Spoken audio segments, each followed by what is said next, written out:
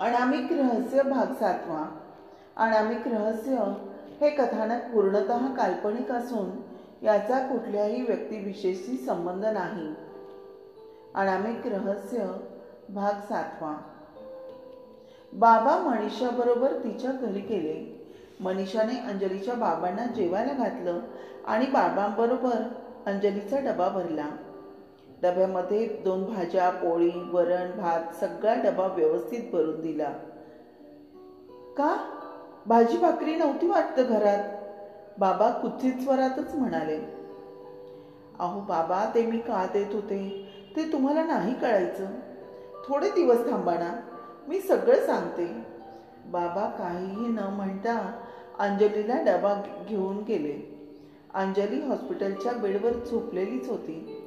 बाबांनी अंजलीला उठवलं. तिने बाबांना जोरात ढकललं. कोण तुम्ही? मला मारू नका, मला मरायचं नाही. अंजली, अगं मी तुझा बाबा. तू मला नाही ओळखलंस? काल तर चांगली बोललीस माझ्याशी. अंजली आरडाओरडा करू लागली. सिस्टर आली. तिने अंजलीच्या बाबांना बाहेर काढलं आणि अंजलीच्या रूमला बाहेरून कडी घातली. बाबा घाईघाईने डॉक्टरांच्या केबिनकडे वळाले आणि डॉक्टरांना बोलले, डॉक्टर, अंजलीला पुन्हा काय झालं? ती मला ओळखत होती काल आणि आज विचित्र वागते आहे. डॉक्टर, काय झालं हो माझ्या पोरीला? सांगा ना. काय झालं काही कळत नाही. काल तर एकदम ओकेच वाटल्या मला, पण आज त्यांचं वागणं पाहून असं वाटतंय की त्यांना अधूनमधून असे झटके येत असणार. असं कसं? आणि बाबा रडू लागले. डॉक्टरांनी समजावलं, अहो आता त्या माझ्या पेशंट आहेत, तुम्ही काळजी करू नका. बाबांनी डबा सिस्टरकडे दिला आणि म्हणाले, बघा जेवते का ते, मला परत पोलीस स्टेशनला जायचंय. असं म्हणून बाबा पोलीस स्टेशनला गेले. परत बाबा, मनीषा, रमा, कार्तिक, अंजलीला घरी ट्रीटमेंट द्यायचे ते डॉक्टर आणि अंजलीच्या शेजारच्या फ्लॅटमधील काही जण तिथे हजर झाले. इन्स्पेक्टरांनी आता रमाला आत बोलावलं. रमा गुप्तहेर होती म्हणून अजिंक्यने तिला अंजलीच्या देखरेखीसाठी आणि प्रदीप मनीषावर नजर ठेवण्यासाठी अंजलीच्या घरी ती माझी बहीण आहे असं सांगून तिला तिथे नियुक्त केलं होतं. ती केबिनमध्ये आली. इन्स्पेक्टरांनी तिचं ओळखपत्र मागितलं.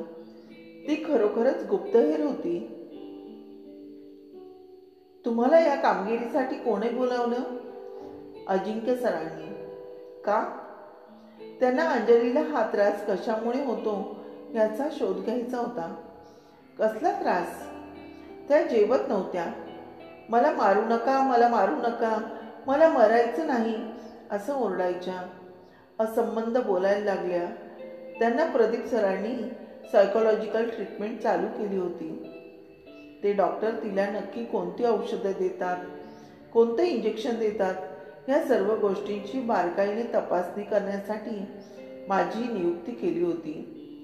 पण हे सगळं पाहण्याचं कारण?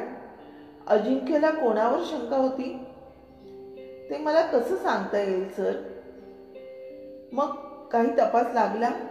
काही पुरावे सापडले?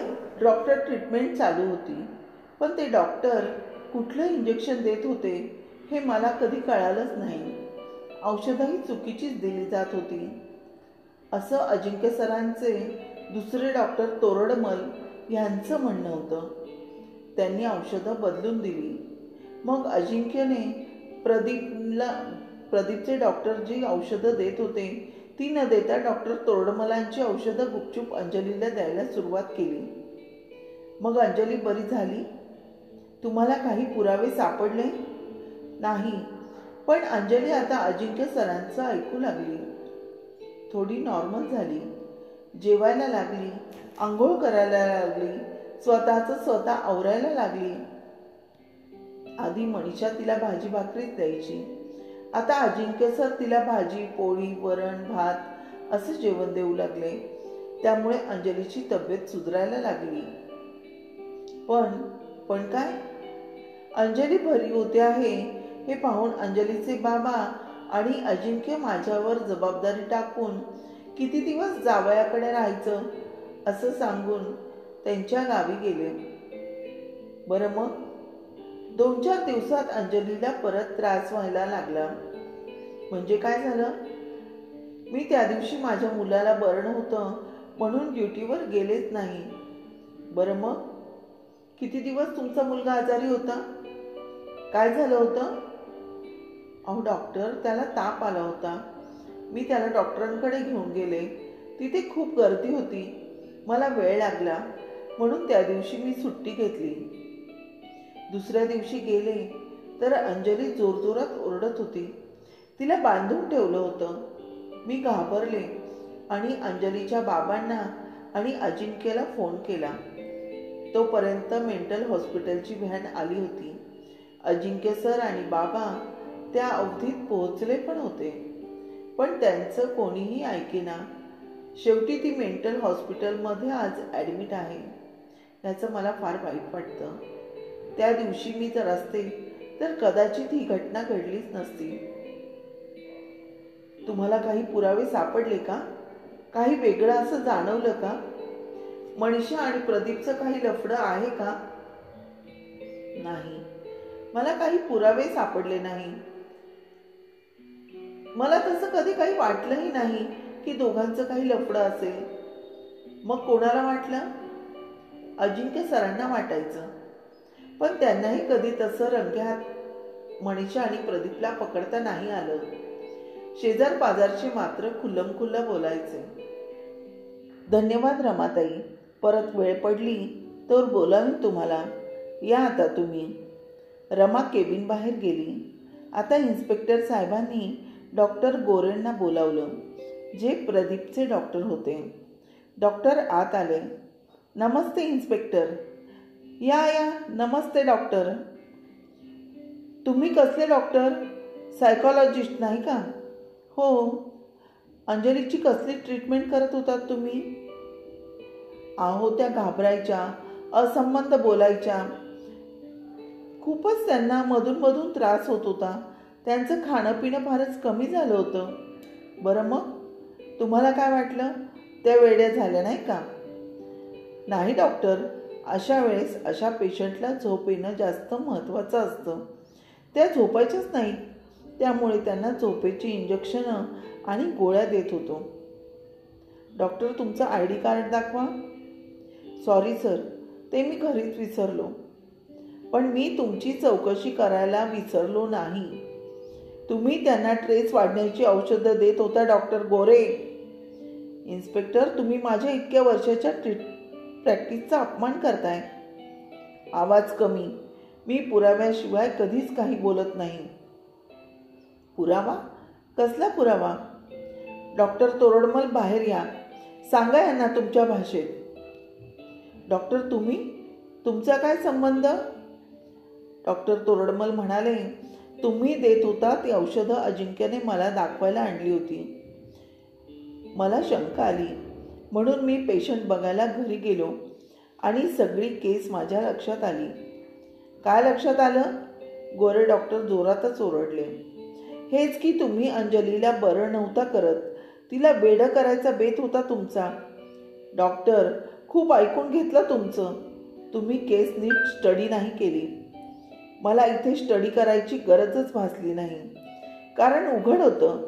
गोळ्या आणि इंजेक्शन तुम्ही चुकीची देत होतात. इन्स्पेक्टर जोरात ओरडले, ह्या गोरेला लॉकअपमध्ये टाका. इन्स्पेक्टर, तुम्ही चुकीचं करताय. असा कुठलाही पुरावा असल्याशिवाय मला तुम्ही लॉकअपमध्ये नाही टाकू शकत. जास्त बोलू नका. घेऊन जा रे याला. आणि हवालदार डॉक्टर गोरेंना घेऊन गेले. डॉक्टरांना गोरेची जबाबदारी फारच महत्त्वाची ठरली, पण तिला वेड लागलं तर कोणाचा फायदा होता? प्रदीपचा, मनीषाचा की अजिंक्यचा? त्यांनी परत प्रदीपची जबानी घ्यायचं ठरवलं. प्रदीपला लॉकअपमधून घेऊन या रे. तेवढ्यात बाबा आत आले. साहेब, मला तुमच्याशी खूप महत्त्वाचं बोलायचंय. मगाशी रमाताई आत होत्या, त्यामुळे मी येऊ शकलो नाही. हो बोला ना बाबा. अहो, अंजली परत हॉस्पिटलमध्ये आरडाओरडा करायला लागली आहे. काल तर माझी पोर चांगली बोलली माझ्याशी, मला ओळखलं, आणि आज परत तिला त्रास झाला आणि बाबा रडू लागले. बाबा, अहो रडू नका, अंजली होतील बऱ्या. तुम्हाला या कारस्थानात कोणाचा हात असेल असं वाटतं? नक्की कमेंट करून मला कळवा. ह्या कथानकाचे 6 भागाची लिंक मी डिस्क्रिप्शन बॉक्समध्ये दिली आहे. नक्की ऐका. अनामिक रहस्य आवडल्यास लाईक, शेअर आणि सबस्क्राईब नक्की करा. धन्यवाद.